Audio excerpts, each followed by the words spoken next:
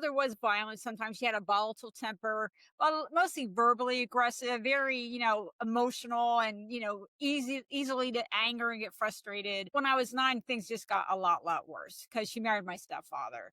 And he was very violent with her. He was physically, sexually violent with me. The first time that I had drugs, which was when I was 12, as you said, it was alcohol. That caught my attention, that experience, because it made me feel better. Later, I had, sexual assaults outside the home and, and violence, violent boyfriends. I did go from alcohol to weed to pills. I've done a lot of hallucinogens. I did a little bit of opiates, but methamphetamine, meth was my drug. As I say, I was very committed to meth once I found it.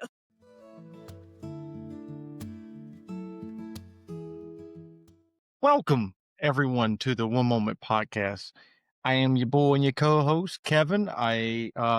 Today we have an absolute star, okay? And I'm gonna say that because I got a joke for you, okay? Especially if you don't follow me on social media. But let me say this. We're gonna be talking about a lot of things today. Potentially, you could be triggered. If you are triggered, remember that there are resources, your local emergency departments, local crisis units. You also have SAMHSA, the Substance Use and Mental Health Services Administration. You also have the National Alliance on Mental Illness, also known as NAMI. And of course, you have 988, the Suicide and Crisis Hotline number. Please utilize your resources if you are triggered at all and you need immediate help. Everything we talk about on our show is educational and informational only. Nobody's given any type of legal, clinical, or medical information at all or advice. So please seek help. Now, since we got the good stuff out the way, all of the disclaimers, I'd like to go in here and introduce our star. And I love it because back in the day, I used to spend time in their chambers. Today, I get the absolute privilege and honor of interviewing Miss Mary Beth O'Connor. She is a retired judge, a young lady of the law, and I'm gonna say young lady because she's young in her wisdom. And with that being said, Miss Mary Beth, how are you doing? I'm doing great. I'm excited for our conversation today. Absolutely. Absolutely. You and I both. Yeah. So how does it feel in sitting on the interview? Which I have to ask, how does it feel sitting on the interview with an ex-con? Well, I actually have a criminal record myself, although it's been expunged. Wow. Yeah, So yeah. you have a criminal record yourself. 32 years. I think you said sober. 31 years, right? 31 So years, correct. I got sober at 32 and I've been sober for 31 years. Yeah. okay. And you started using, from what I've read about you and from what you've explained to me, you started using in your early teenage years. Mhm. So I would kind of like to start there. Um, like what was going on at age 12? Like, cause for somebody to go at age 12 to jump straight into drugs, must be a lot of stuff going on. Yeah, right, and so it's like I did it for the most common reasons. I grew up in an abusive household. My short version, I say, is childhood abuse led to childhood addiction, and that's just a pretty common pathway. And so I had a mother. My mother wasn't bonded to me. She wasn't really interested in me. She was interested in me looking pretty and doing what she said, but she wasn't really interested beyond that. And my mother was violent. Sometimes she had a volatile temper, well, mostly verbally aggressive, very, emotional and, easily to anger and get frustrated. But when I was 9, things just got a lot worse because she married my stepfather. And he was very violent with her. He was physically, sexually violent with me. So it was just that kind of constant stress. You don't know what's going to happen. What I did, my behavior and what happened to me, they were not closely connected, and that's not a healthy way for a kid to grow up. And so it was just a very, a lot of strain. I mean, I had like all these strategies to try to reduce the risk of him getting violent. Like had a special way of opening the door so it didn't bang, or putting the dishes away so it didn't clack. But in the end, I knew it was out of my control, and so that created sort of that need, or that interest, once I was exposed to it in drugs. And so the first time that I had drugs, which was when I was 12, as you said, it was alcohol. That caught my attention, that experience, because it made me feel better. I think we have to admit, in the beginning, the drugs usually work, and so that's why it was attractive, right? I mean, and not only, it was sort of two things. One is it made me feel less in pain, like the pain was sort of more distant, but also I was having fun with my girlfriend and laughing and giggling. And, that combination is hard to resist when you're in a lot of pain. No, you're absolutely right. And I would have to agree. I think that, when we first start using drugs and drinking and all that, yeah, it's absolutely fun. I Yeah, mean, if it wasn't fun, if it didn't make us feel good, right? Like we wouldn't keep doing it. exactly. I mean, it's like I always tell people that if peanut butter didn't me the way alcohol and drugs didn't me, I'd be fat and out of shape and diabetic by now. And It's I'm a true. peanut butter junkie. Wow. So just a lot of childhood abuse at a young age. Wow. And that is Yeah, sad. and later I had, sexual assaults outside the home, and, and violent boyfriends at time. It's just sort of that unfortunately common pattern. I mean, the thing of I became a judge, that's unusual. The beginning was not unusual. I mean, we know that most people who use drugs to excess at an early age have either trauma and or untreated mental health. Like those are the two most common pathways. And I actually had PTSD, although I didn't find that out until I got sober. And I had depression at times, a lot of anxiety. I was on the border of developing OCD for a while. I had some repetitive behaviors that were popping up, although that never became full blown. But there was a lot going on the sort of emotional, mental health, stress side, at such a very young age, and that makes drugs attractive to a lot of us when we're exposed to them. Oh yeah, no, 100%. I mean, because you are experiencing the way I typically explain it is it's a form of escape, right? Like I'm Yes. escaping everything around me and I'm throwing it all away, or, temporarily anyways, for this feeling of that makes me feel good. Dr. Kevin Sabet, he's a huge policy person who worked in the Obama, Bush, and I think Clinton administrations. He literally, I love what he said because he said, and I'm a paraphrase here, that addiction or is the only disease that it makes us feel better after we use. Right. The only disease that we feel better once we use. Cancer, we get sick when we use the chemo, everything else, right? Think about that for a moment. That's true. I mean, the only other thing I might think of though is bipolar disorder. When you're in the manic phase, I hear people feel pretty good. So that's the only other example that comes to mind when you say that. But yeah, I mean, I think we meant, people don't want to hear that drugs serve a positive purpose in the beginning. I mean, I also will caveat that with most teens who use drugs don't develop a problem, right? Most people who use drugs use in moderation. But if you see a Right. teenager who's using drugs to excess and there's starting to be big consequences in their life and they're still using them, something else is probably going on that needs to be addressed. And like sometimes I get asked, what could we do to reduce the addiction rate in America, which is one of the highest in the world for a lot of reasons? And my answer to that always is mental health treatment for kids.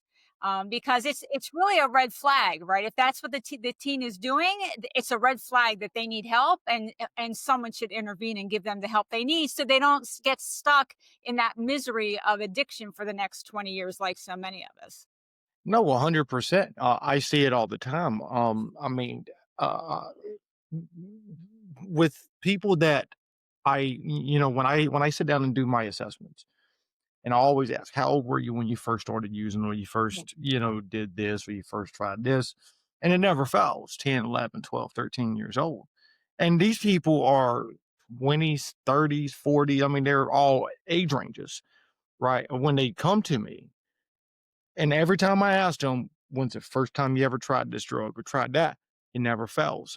We were on, I was doing a interview with Brian, Townsend from only 2MG. He travels the country giving, presentations on fentanyl and how it only takes like 2 milligrams of a thing of fentanyl that is fatal. And he talks about that. And one of the things that, I asked him, I'm like, "Hey, what is your what's the youngest you've ever seen?" Because he was a DEA agent for like 20 something years, and he said below 10, I've seen him use drugs, and it's like my heart breaks because it's Yes. what are we doing? Yes. Yes. Yeah, because when we're that young, I mean, there's, developing a substance use disorder, an addiction when you're older has consequences, but when you're young, your brain's still developing. And so Right. there's extra consequences, right? I mean, it creates, it habituates us and puts us into patterns so that we're sort of not having our normal development. We're not developing all of our sort of emotional robustness or our emotional strength. We're not learning things we might otherwise learn. We're not able to sort of stay connected to who we are or what we want or what job we actually are interested in or, the friends we really would want to spend time with sometimes get impacted. So it affects us in more ways when we start at that young age because we're still in that brain development cycle. No, 100%, absolutely. No, and I literally have that argument all the time, especially in now in today's cannabinoid era, with this stuff being sold in stores. And I don't know what state you're in, but ours is like completely unregulated, and so you can sell this Delta 8 and these THC vapes and all of that, and it's like, oh god, jeez. Yeah, I mean, I literally want to pop a blood vessel because it is sad. And but I always have this argument with people. Well, THC is good. This and it's not only good, it's natural and it's plant and all of this stuff. And I'm like, yeah, let's have this argument, right? It's a fatty cell drug for one, right? Well, yeah, okay. You started at the age of 12, 13, 14, whatever. When is your brain fully developed? Mhm. I think it's mid to late 20s. Okay. Isn't the brain a fatty organ? Oh, yeah, yeah. Oh, marijuana's fixing your don't you think if it's a fatty organ and marijuana's a fatty drug, it's gonna somehow impact your development neurologically, developmentally? And once I have that argument, we break it down, it's like, See? yeah, See, and what you're doing is exactly what I support. I think we need to share the accurate information with teenagers, not the exaggerated risks, but also not the minimized risks. It isn't look, cannabis is less risky actually than alcohol, the way that things look, but it doesn't mean it's risk free. It doesn't mean that there aren't risks in it. And every year that people wait, the better off they are. The odds of developing a substance use disorder and addiction are going to be a lot higher the younger you start. And I know there's this movement now that I've been reading about called Just Say Wait, that is trying to get, teens to say, we're not saying you might never do these things. We're saying that the longer you wait to do them, the healthier it's going to be, the less likely you're going to develop a problem, the less impact it's going to have on your brain development. And I was just talking to a mother the other day, and she was worried about her son's cannabis consumption. And I said, well, could you at least try to negotiate with him and say, how about just once a week? Because there's a big difference between doing it every day and doing it once a week. And so, but have that conversation about this is what it's doing to you. The negative impact is going to be a lot less if you do it occasionally than if you do it on a regular daily basis. And so those honest conversations, I hope, are the ones that they'll hear better than some exaggerated, you're going to go crazy or, get psychosis, which is happens, but it's, low likelihood, So yeah, I'm glad you're telling them the truth in a way that they can hear and comprehend. no, 100%, right? And it's interesting that you were talking about that because I thought about, the concept of harm reduction, right? Mhm. And there's this huge disagreement with harm reduction, and people think that, oh my gosh, I'm giving out needles. Oh my gosh, I'm giving out, methadone, Suboxone, Subutex, Narcan. Okay, look, let's roll this thing back for a moment. Let's be straight, okay? Our teenagers are using drugs. Our teenagers are drinking. They're having sex, even though we tell them not to. All of this stuff, right? Don't you think giving them condoms will help spread the risk of HIV, other STDs, even teenage pregnancy? Mhm. Giving them condoms is harm reduction. Yes, that's true. Asking a teen to drink, hey, listen, instead of partying every day, can we just cut it back to 1 day a week? Right. That's harm reduction. Like, Yes. let's do it. Yes, and then also it gives them some autonomy, right? You're not trying to have that level of control. You're saying, here are the true valid. You can Google it, you can look it up and verify what mom's telling you, right? These are facts. She's sharing facts with you.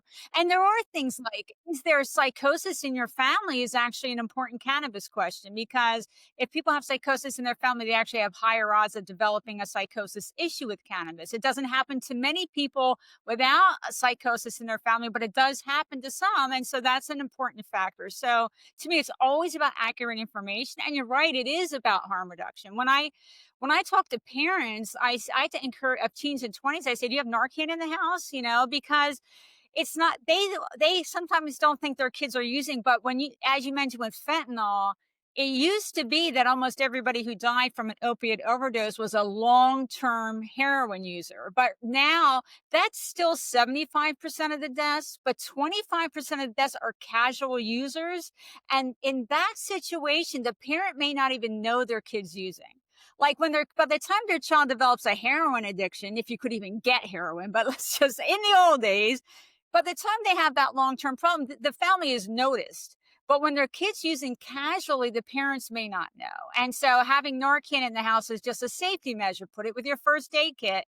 But the other way I sell it to parents is I tell them the truth, which is that it might not be their child, but it could be a friend of their child who's coming by and might need it. And so things like that are important conversations to have. And it also shows to the teenager that the parents informed and sharing well-founded evidence-based information and not just sharing horror stories or some crazy conclusion that really isn't based on reality. No, absolutely. It's one of those things that one of the worst programs, drug use programs ever spent millions and I don't know, I'd even probably say close to $1 billion or so dollars on was the DARE program Yeah, for one. And yeah. then we have this thing about scaring you straight. That stuff don't work. Research No. even shows that, right? Like what works is having honest one-on-one conversations and not fearing, not shaming, or anything, not even guilt tripping the teenage population, but about having that type of honest, open type of, back and forth with them. And that's what works. That's what research supports versus, trying to take them to this prison type of deal or this jail cell and trying to have these criminals or the people that are arrested trying to have them scare these teenage folks straight. Like you don't do that. You Well, don't the do oth that. the other thing I think about is that it's also a conversation to have about why for the drugs, because the teenage years are when a lot of mental health disorders really show up, right? And so is your teenager trying to self-medicate for depression or anxiety or some other condition when really the the self-medication is less likely to be the right medication, right? Like they might be better off being on, an anxiety medication or a depression medication, or being taught mindfulness strategies, or how to handle stress. Those sort of Mm. emotional regulation skills might be needed. So they can also be part of a conversation about, is this just for fun, or is it actually for another purpose? And maybe we have better, more effective ways to deal with that other underlying purpose than self-medicating. No, absolutely. It's one of those things of, people say that addiction's a brain disease. Well, I tend to disagree with that. I think it more goes back to what you were just saying, right? If we figure out the why behind the drug use, Like, what does this mean to you when you use this drug, when you drink this alcohol? What does this mean to you? That's going to be different for everybody. Mhm. And what I have found is, when I ask people that, like, what does this drug mean? What does this mean for you when you use it? That opens up a can of worms that is much better than, hey, this is why you're using neurologically. Right, right, right. That's right. That's right. And it'll get to the root cause. I mean, that's part of what, the craft, the community reinforcement and family training for friends and family is about having non-emotional, non-judgmental conversations about what's really going on. I mean, that's the evidence, as you say, the evidence shows that's what's going to work best. And sometimes it may be I just use for fun, and that's okay as long as it's once in a while and it doesn't turn into excess, or you keep your eye on it. Like, Mhm. I have nieces and nephew, and I had a methamphetamine addiction for a long time. Their mother had a heroin problem. Their father heroin a little, but mostly alcohol, but severe. And so when they were teenagers, what I said to them was, look, you are going to see people having fun with these drugs. I'm not going to tell you you won't. But what I'm saying to you is you're at higher risk. And it's not just the biology, it's that they grew up in stressful circumstances. And so, their life had some challenges as they were growing up. And so my message to them was you're at higher risk. If you try these things, you need to pay attention. And if a problem starts to arise, let's address it fast. Let's get on top of it early and not let it build up. So that was a kind of sort of open conversation I try to have with them to tell them to give them a way forward, but also to explain that actually there is risk here and you need to pay attention to it. No, absolutely. Now, do let me ask you this: do you feel like that conversation between you and those kiddos, and I'll say kiddos at that time, anyways, do you feel like that was effective? I hope so. I mean, I certainly have a close relationship with them because their parents were in substance, had substance issues when they were young. My husband and I spent a lot of time with them, and they've come to me with all kinds of problems, like how do you finance a car? Or, how do you raise? I mean, like I'm their grown up. You know what I'm saying? That they talk to about these kind of things, and so they haven't had to come to me with any substance issues, and two of them do use alcohol to a certain level. I haven't seen a problem, but I hope that they would. And I think my good example of being sober would be a reason to talk to me too. Obviously, I know. Now some of them have struggled with mental health and they have come to me with that to try to help them get help for other mental health disorders. And so I try to be, I'm sort of the matriarch of the group, I guess I would say at this point. Aw. So I take that role seriously, and and we do have a close relationship, which I'm glad for. That is awesome. That is awesome. So listen, let me ask you this then, right? Because we're talking about substance use and all of this, and cannabinoids and psychoses and all of that. And you shared that you've you know done a lot of different substances. Let me do ask any experiences with psychoses ever? So, I mean, I did go from alcohol to weed to pills. I've done a lot of hallucinogens. I did a little bit of opiates. But meth was my drug. As I say, I was very committed to meth once I found it. Like I was very committed to meth. Right. That's Um, a I always tell people real quick, that's a good drug if you want to get used to it, right? Well, that's right. go ahead. That's right. And, and it's interesting too, because as you can tell, I'm sort of a high energy person. You would have thought that the opiates would be more attractive because they would settle me down. But for whatever biochemical reason, it was meth. And so meth does have that, psychosis risk. First of all, you stay up for days. Even if you didn't do meth, if you stay up for 3 or 4 days, you have a risk of hallucinating, right? I mean, just from not sleeping. On top of which, meth does sometimes get people paranoid or they see things. I was never what I saw with my meth people, my people, some people tended that way more than others. Some people would get really paranoid and you really didn't want to be around them for a long time. And others would start to get a little psychosis. I was never heavy on the paranoia or psychosis side, but there were times where I heard things or saw things that weren't there. But the other thing I'll say, since we focused on sharing accurate information, is that long term meth use can actually give you psychosis even once you get sober.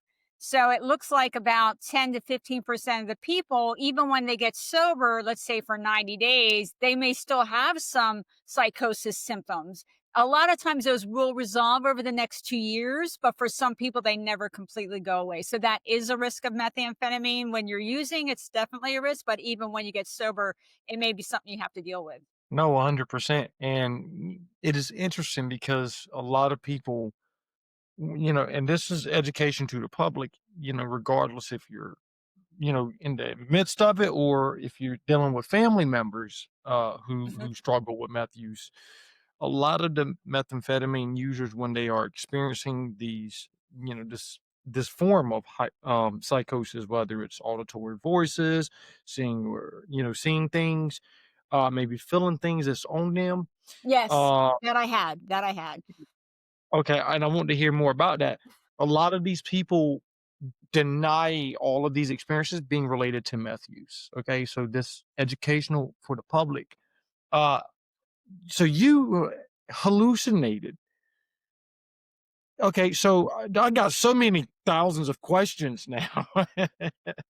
uh, how long after meth use, after you started using meth, did you start hallucinating, and how often did you have these hallucinations? What type of hallucinations did you have?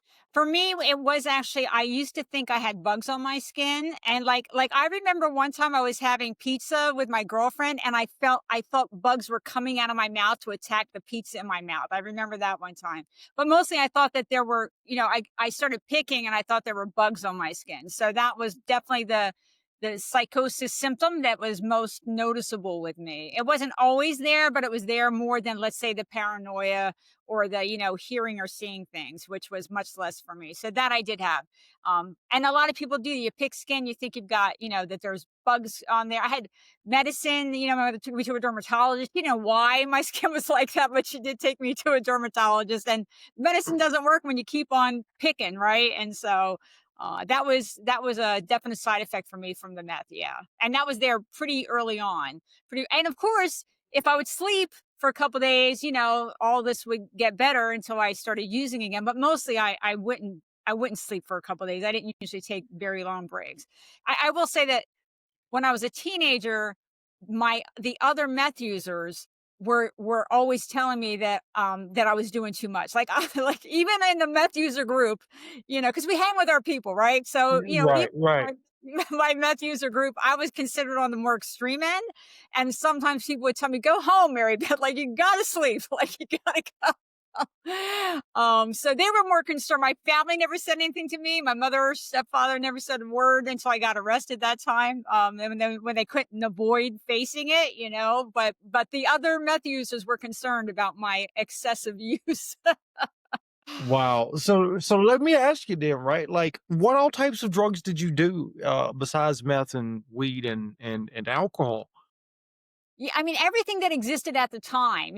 So I've done heroin, I've done different, opiate-like pills. There were a lot of downers around when I was, a teenager, and there were a little bit of amphetamines, black beauties, and other things. I've done quaaludes, I've done mushrooms and mescaline and LSD. Um, I did crack once, that was sort of towards the end, but the new things like MDMA, that didn't exist, and so there are some new drugs that weren't around when I was a teenager, but if they I don't think there was a drug that existed in my day that I didn't do at least a little bit.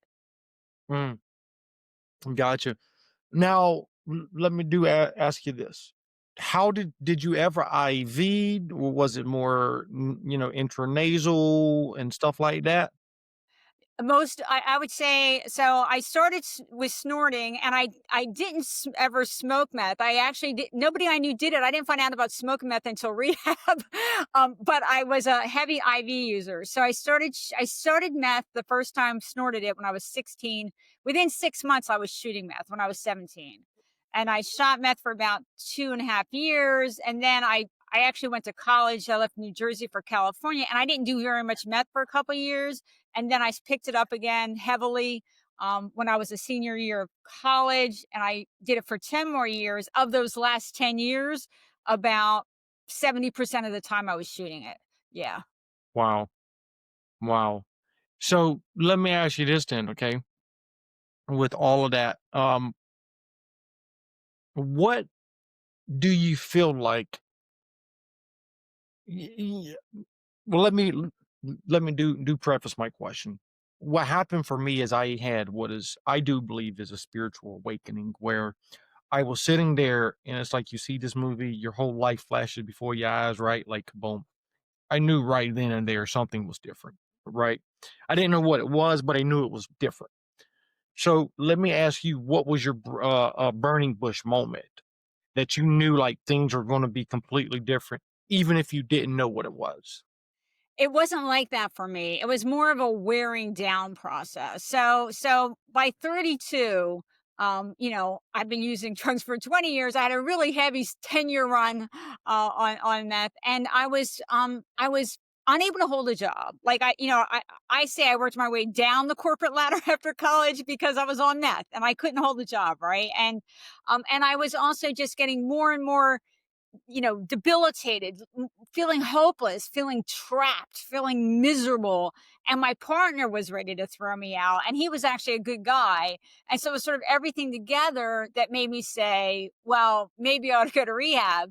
But even with that, even when I went to rehab, I didn't actually think sober was an option. It wasn't that I wanted to keep using, it was that I did not have a big enough imagination to get to sober. Like that was beyond it. I thought maybe they can help me figure out how to use less, like how to not be as out of control. That was sort of like my initial thought. Let's see what they can offer. Maybe I can, if I'm using less, I knew my life would be less chaotic, and I would be able to have better behavior and be not constantly running from one crisis to the next, and my partner would be more satisfied. And then in rehab and starting to meet people who were succeeding at recovery, for me it was a gradual process over probably 2 to 3 months where I started to think, oh, you know what, maybe I actually can get sober.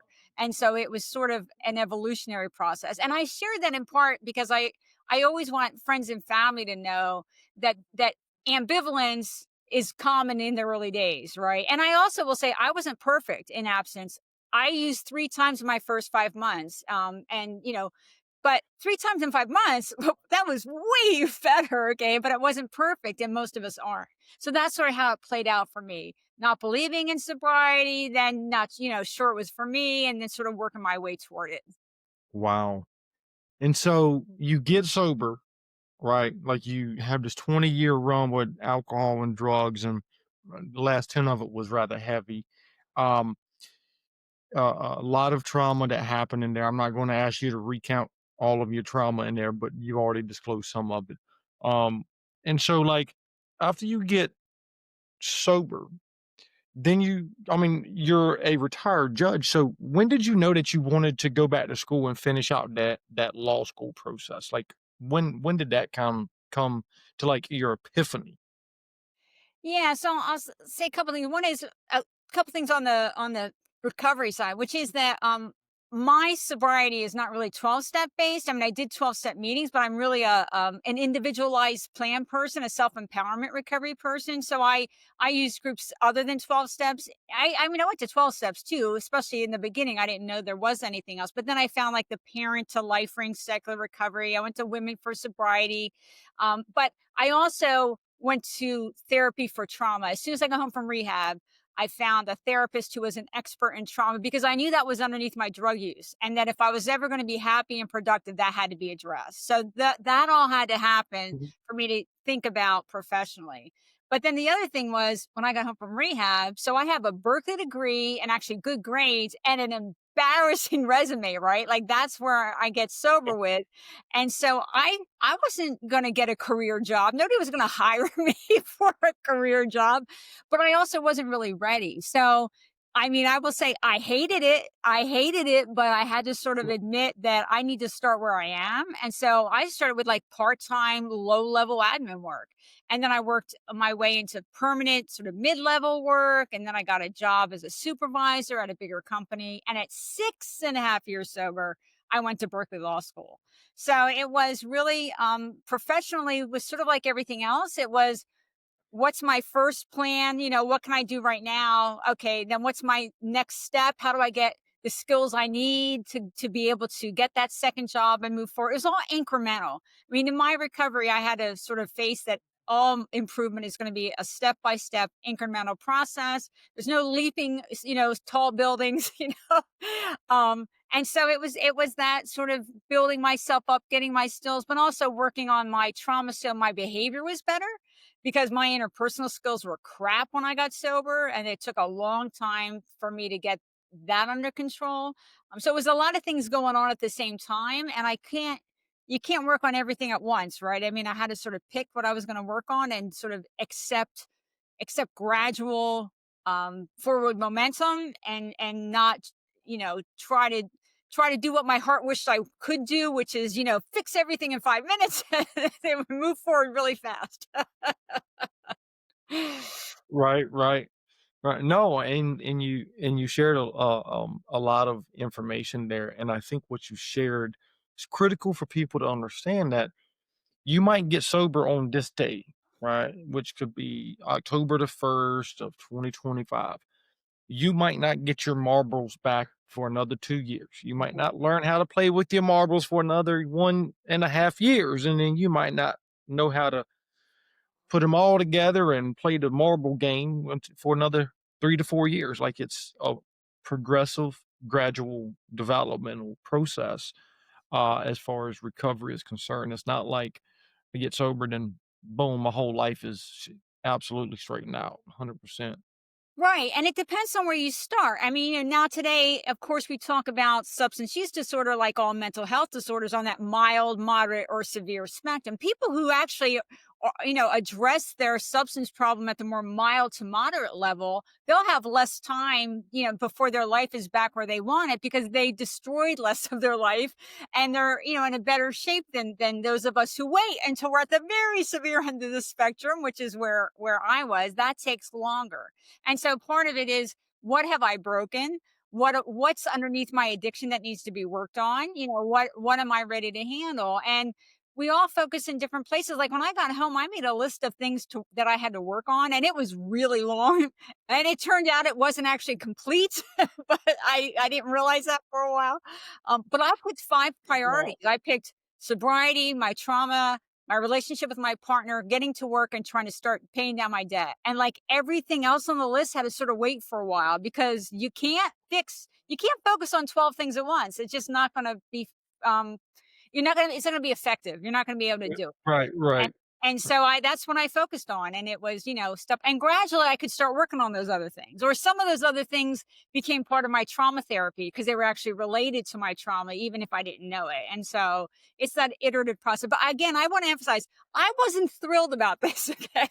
Like, I don't want to make it sound like it was all, oh, everything was great. And I'm so happy I'm moving forward. No, I really wanted to be able to whitewash everything that had happened and, fix it all quickly, but it just wasn't a realistic thought, and I did realize that pretty early on that I had to be focused, and I had to set priorities, and I had to limit what I was working on at any one time if I was going to actually move forward and fix these things in the long run. Wow. No, 100%. And I definitely appreciate you explaining that and emphasizing that because I see it all the time.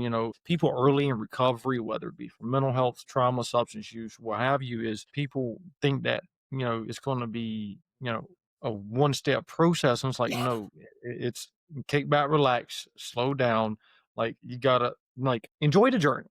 Enjoy the journey, right? And I always encourage people that like don't focus on the goal, don't focus on the outcome.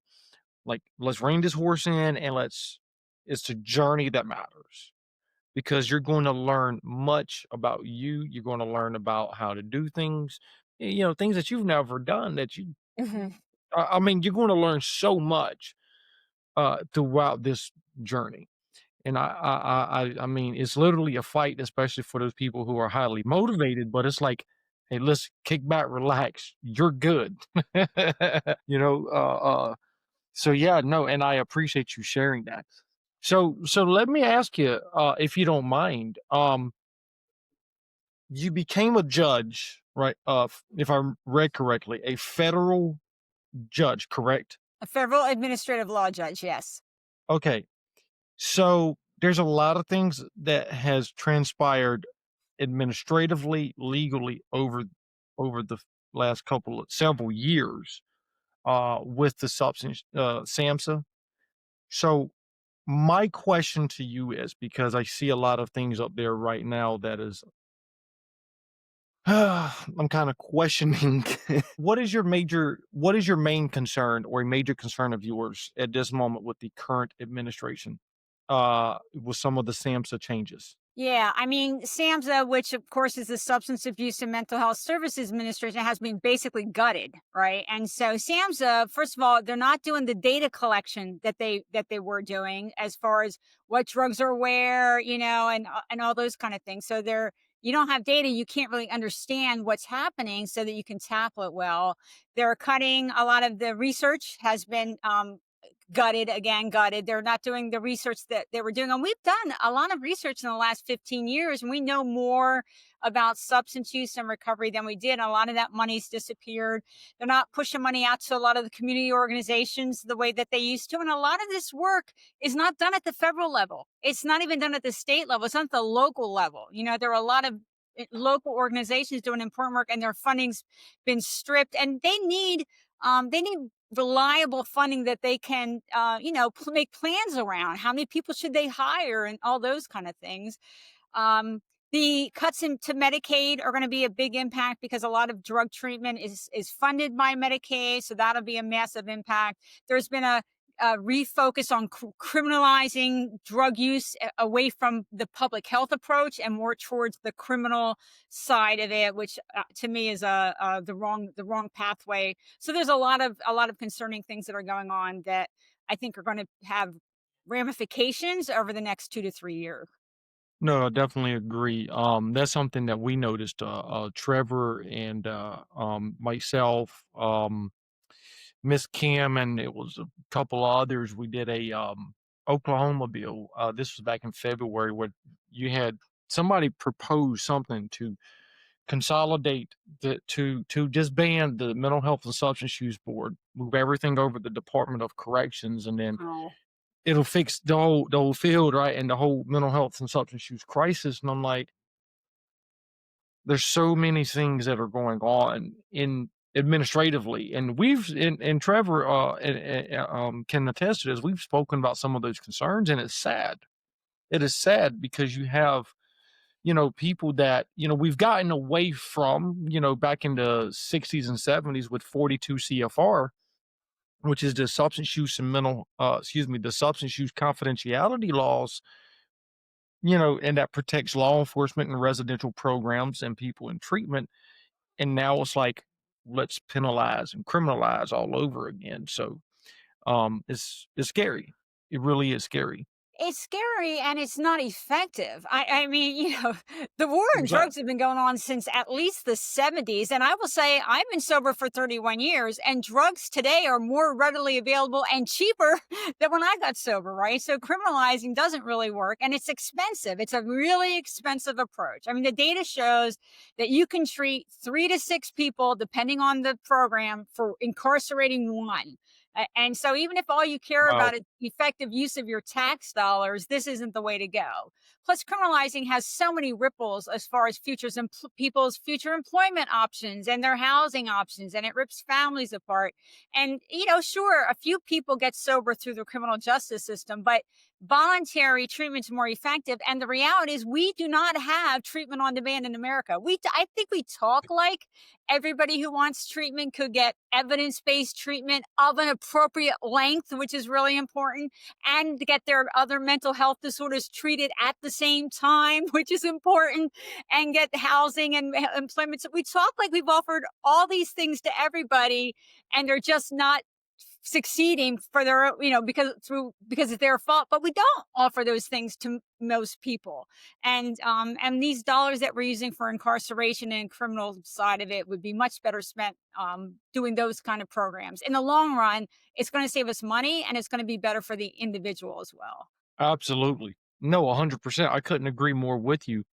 All right. Well, to expound a little bit on the topic that Kevin discussed, the episode that we did on an Oklahoma bill burdened everything on the Department of Corrections. And as a former correctional officer, I'm like, what is going on here? Because the department is always understaffed, and uh, there's always money issues. So how is that really going to be a positive um, influence? And the thing about that bill in Oklahoma was um, a conservative person um, put it in there, and it was that was the reasonation that he used to just draw attention to it. So on post episode, I found out that he did that just so that they could have more awareness of it. We're still not really exactly certain about what happened in Oklahoma regarding their mental health program, but if it did go to Department of Corrections, that's a whole nother animal to discuss because I, as a former correctional officer, I just, man, the burden of dealing with they have to deal with already, then they have to deal with mental health and substance abuse people outside of that's a huge, huge responsibility.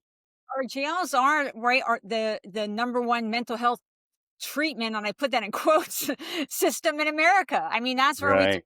people with mental health disorders, which, it doesn't make any it's not effective. And now I'm hearing I hadn't thought about it this way, but it must be hard to go to work knowing that the expectations are sort of beyond your skill set, and also that you don't have the staffing that you would need to do it Right. well anyway. And so you're forced to make choices during the day that you might not want to make and that might not be the most effective just because of the untenable situation that you're being put in.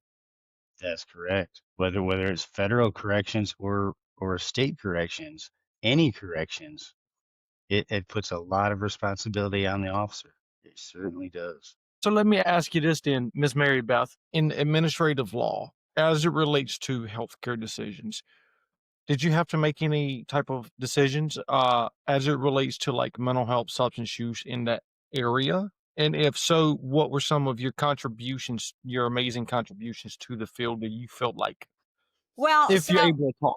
Yeah. So I mean, there's all different kinds of judges, of course, right? And even administrative law judges. I worked for the federal government, but there are state ALJs that have different duties. It's all, each jurisdiction has different setups. And so federally, as an administrative law judge, you work for a specific agency.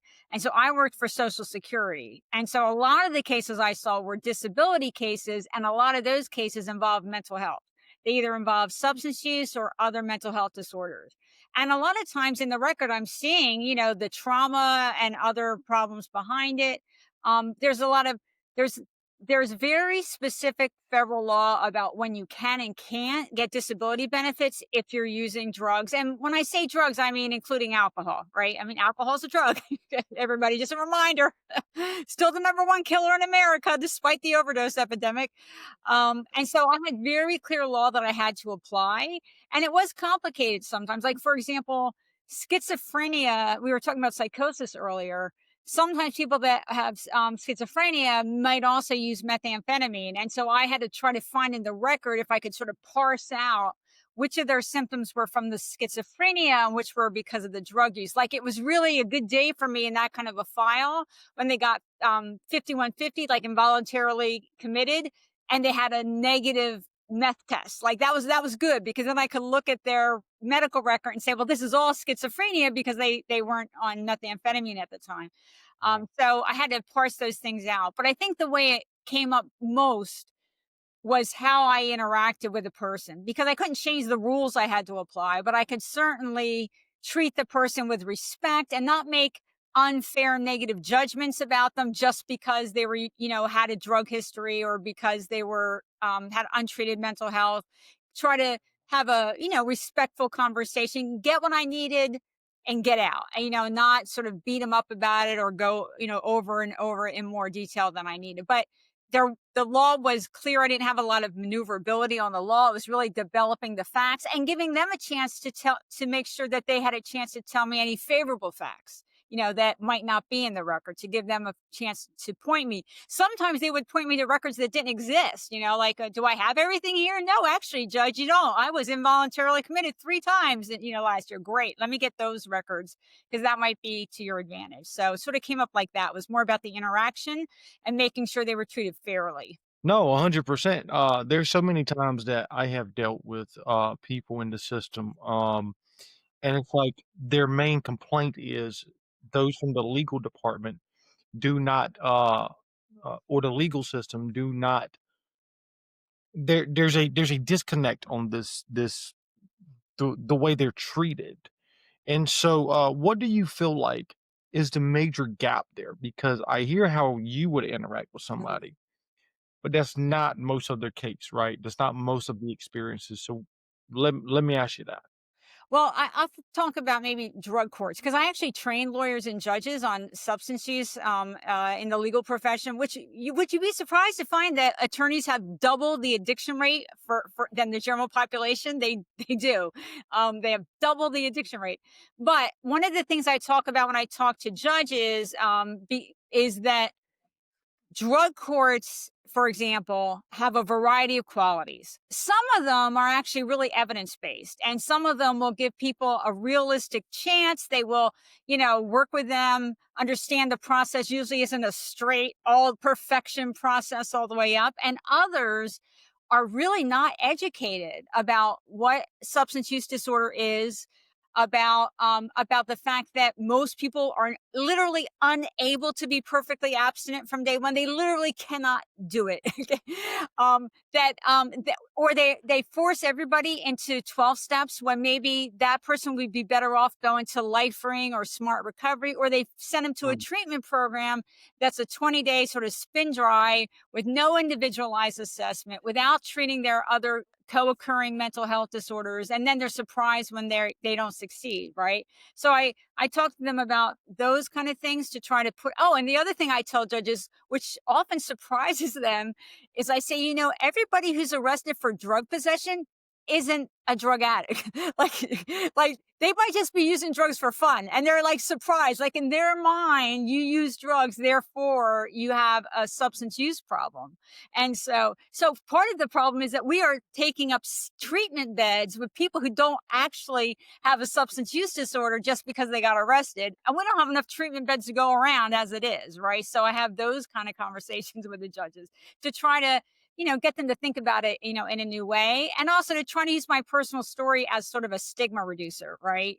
I shot meth, but look what happened in sobriety. These people are struggling, but if we help them get well, now I'd rather that they got well through voluntary treatment, but they're in your court. Let's do the best we can for them. Let's do it fair, and let's do it in a way that's going to give them the best chance of succeeding. Absolutely. Absolutely. No, 100%. It's a hard thing for me to try to wrap my head around because an administrative law judge, I don't really necessarily begin to where to start a conversation with you, ma'am. Just in the sense that because I was the correctional officer that was policy and procedure, rules and regulations, and I was that guy, but I didn't. It's strange because I'm not in corrections anymore, but that's where I meshed and kept my foundation set at. But everybody, when I got out of the academies, different academies I went to and got into work, they're all, forget about what you learned in the academy. It doesn't matter. And I'm like, that's the training to get to this point where I'm at now. And then now that I'm an officer for an extended period of time, there's just so much that you have to be aware of. And I can barely grasp the amount of information that you must have had to go through after this is post usage and recovering in your recovery. Had to have been an amazing amount of information for you to just get a hold of and keep in hold of so that you could pursue this career that you've done. And that is an amazing feat in itself to me. And I don't know, I should probably maintain what my grandmother used to say to me when I was young: Trevor, you're too smart for your own good. I'm 54 and I'm kind of realizing that now, what that really means. So I'm not trying to be too smart for my own good, but I'm glad that you're here with us. And it's kind of embarrassing that I was late. I tried to put everything together to get early out, but it's a production facility, so I had to maintain according to their standards. So, but I'm glad to be here with you, and I feel kind of naive in the sense that I didn't get to hear very much of your story either at this point, and I'm just encouraged with what you can share with us. And the cool part about towards the end of the broadcast is our CTA, which we'll announce. But Kevin, you know what I'm talking about, right? The Yeah, that's like my favorite part is what No, you'll well, say. yeah, no, 100%, 100%. No, no, no, no. And I'm gonna let you ask those questions, of course, for sure.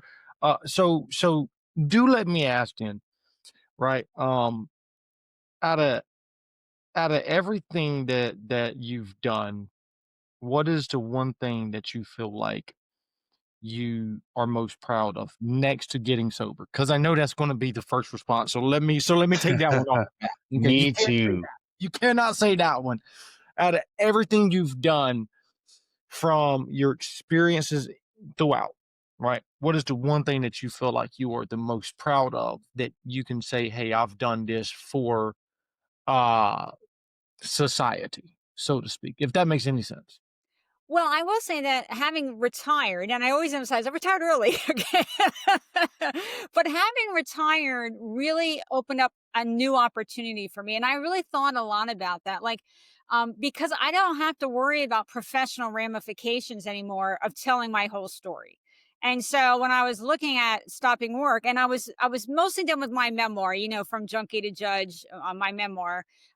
But I thought hard about what role I wanted for myself because what I'm going to do in retirement. I'm not going to sit around and watch TV, right? It was a chance to develop a new role for myself in the recovery space where I could be of service in a new way. And I really thought about it. And one of the good things was I got to think about what do I actually enjoy doing that would also be valuable because there's a lot of things I could do, right? I mean, there are a lot of different ways I could be of use in the field. But I thought about it, I said, well, I'm a good writer and I'm a good speaker. And so that's what I focus on. Like I've had opinion pieces in the Wall Street Journal and the LA Times and Recovery Today. So I write and I have my book, which my book is structured to be useful. It's not just a crazy story. There is a crazy story, but it's structured to be useful. And I do, I've done some television and radio. And like I said, I train lawyers and judges. I do workshops. I do like keynotes for fundraisers for women's recovery organization, things like that.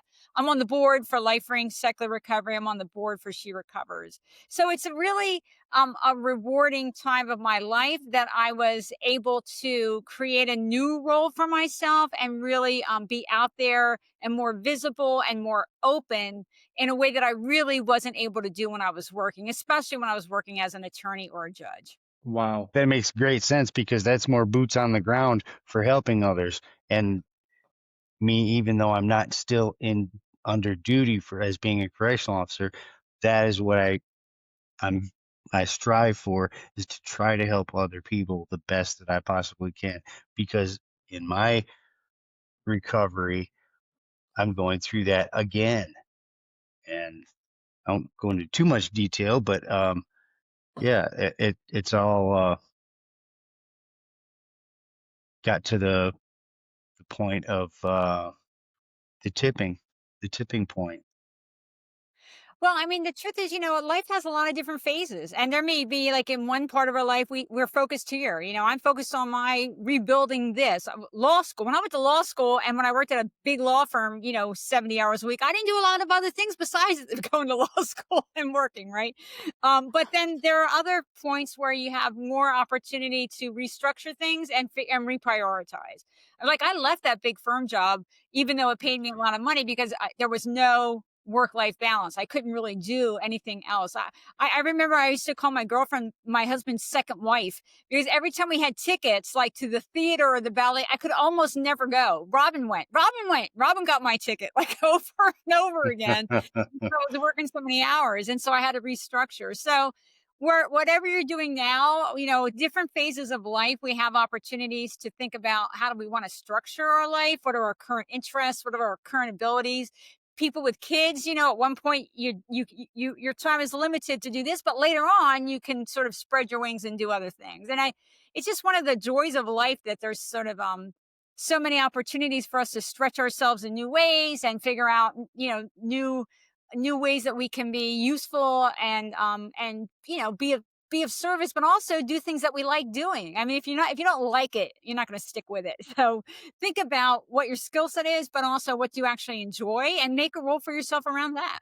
That's amazing. I can totally relate to that because that's kind of the journey that I'm actually on right now. I have a vocational rehabilitation uh, participation, and that's going to change everything, and it'll get me out of the heavy manual physical laboring that I've been doing since I was 9, 10 Yes. years old. I'm I'm like spent literally, but mentally I'm very clear and very pinpointed onto a different direction. So that's a great way to look at it. Fabulous.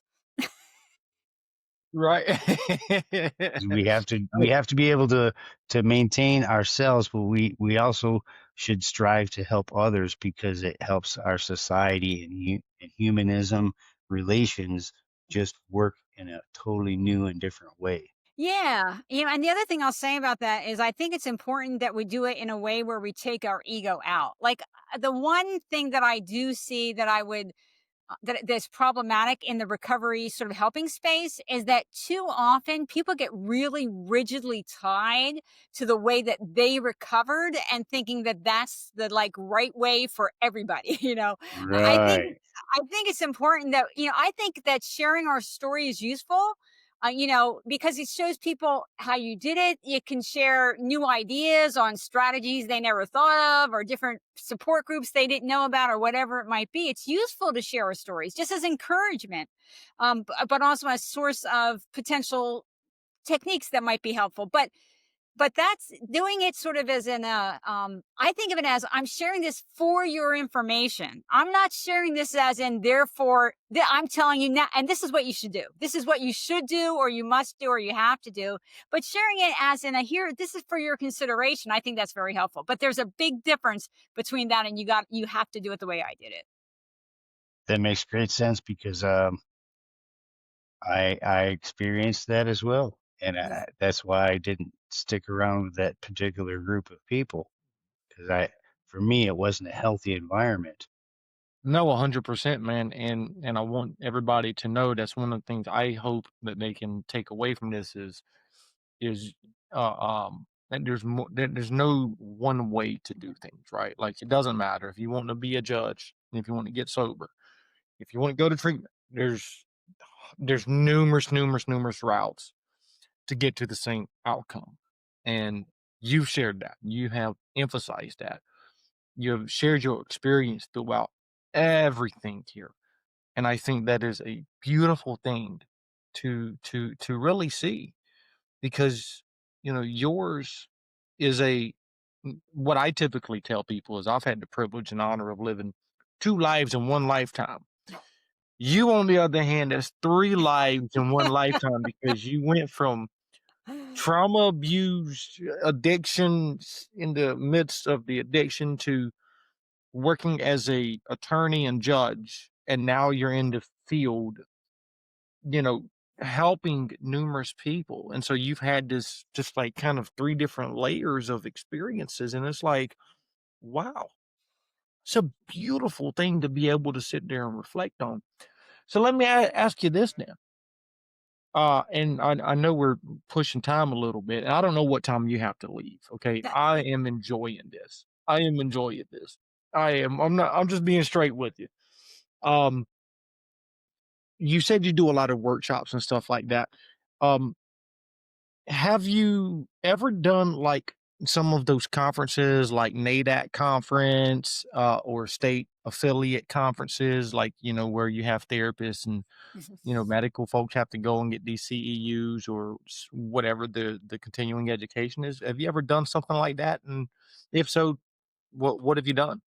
I've done workshops for for NAMI, for the National Alliance of Mental Illness. I've done it at state conferences and also for local chapters. I have a workshop that I often do for therapist focused conferences about the interplay of mental health and substance use disorder.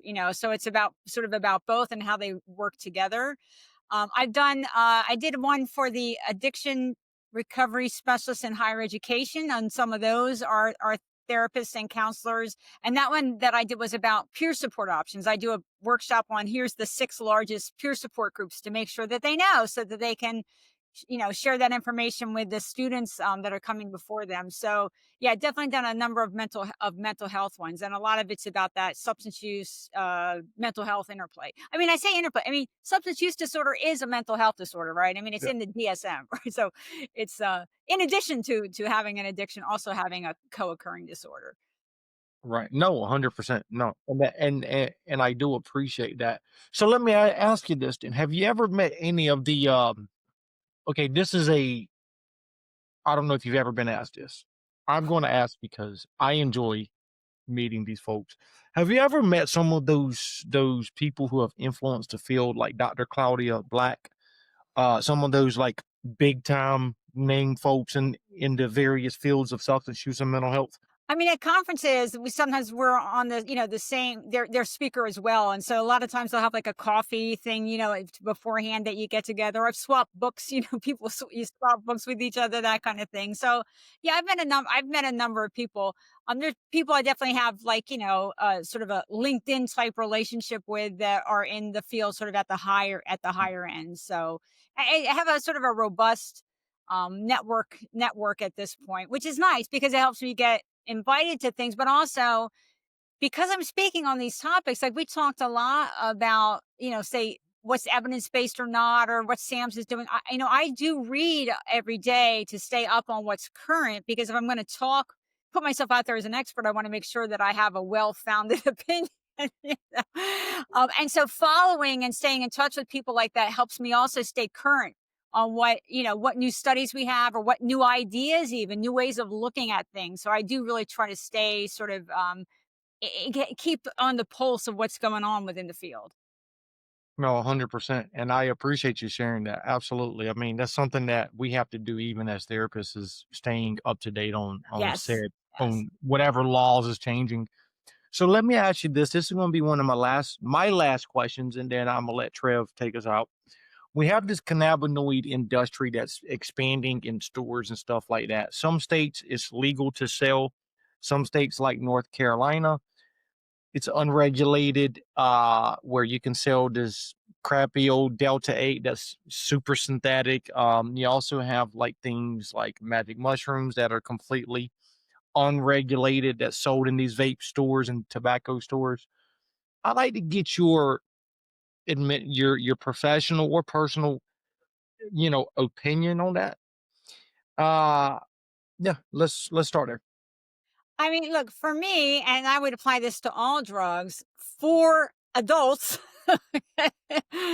I actually believe in decriminalization. That doesn't mean that we couldn't have regulation, so that people know what they're consuming. I mean, one of the good things about cannabis stores is actually you get more information about what you're consuming. Just like when you go to the liquor store, you actually know what you're consuming. It's regulated, right? There's a difference between regulation and making it unavailable. There's a difference between giving people the information they need to make a health decision for themselves as to what they're going to consume, and saying you can't have it. And so for me, having sort of transparency laws and some criteria around things is fair and reasonable. But I wouldn't prevent adults from taking something as long as they're making an informed choice. Gotcha. No, 100%. Absolutely. I have one more question. Out of all the folks you've met in the field, mental health, substance use, or whatever, who's your favorite person you've met so far? I've got to ask. Listen, mine is Dr. Claudia Black. I met her up in Seattle about a month ago. I mean, she's phenomenal. I love her. She's absolutely amazing. So that's mine. Everybody knows that. Well, I will actually say Martin Nicholas because he was the founder of Life Ring Secular Recovery, which was one of the groups that I used. I used their parent, but it basically was Life Ring when I got sober. And having an alternative to 12 steps. I mean, don't get me wrong. I support 12 steps when it's a good fit. But he helped create the Life Ring program, which is focused around self empowerment, but also what they call personal recovery plans, helping our members build an individual plan that's right for them. So it was a different paradigm, a different philosophy. Our meeting format's very different. We don't have speakers. We just all talk to each other. We share. So Marty, I think, was important in developing peer support options. And it was an option that had a philosophy that's going to resonate with some people a lot better. And it was definitely a much better fit for me. Gotcha. Noted and understood. I do appreciate it.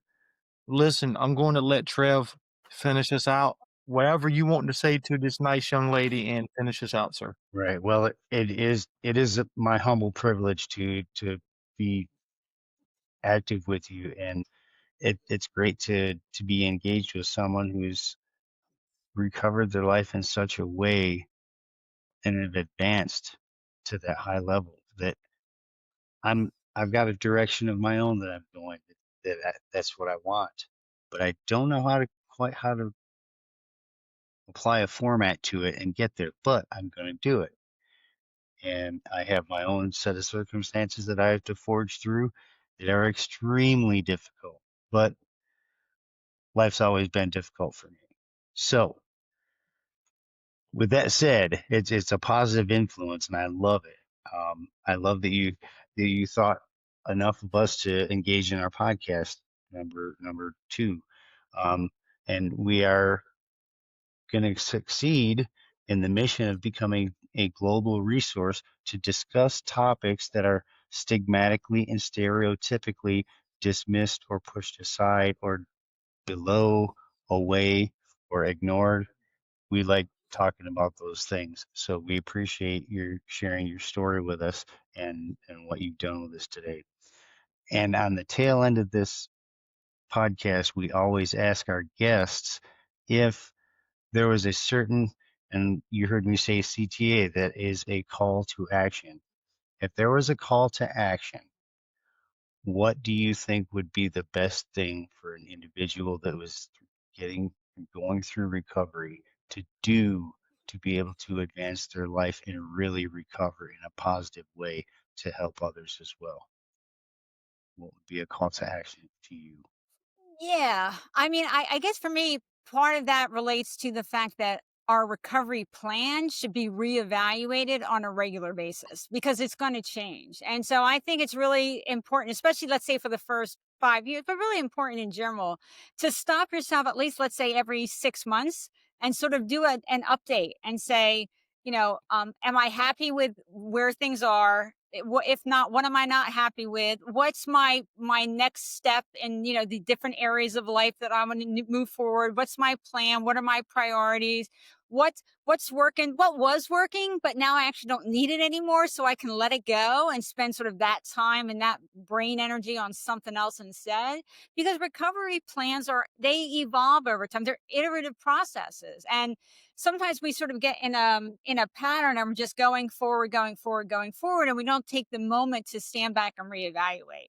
What am I happy? Look, you could make the absolute right decision, and then 3 years later, it's no longer right for you. It doesn't mean it was wrong when you made it. It just means that you're at a different point now, and either you don't like it as much as you did, or you're just ready for the next step. And so I think that's really a critical, if you're going to keep moving forward, is to do an updated evaluation at least every 6 months, more often if you think it's necessary. And give yourself the freedom to think broadly, but also to let go of what you either don't need or what isn't serving you anymore. Okay, that is a great and positive sense, and sense of cognitive understanding, and a response that I could totally work with myself.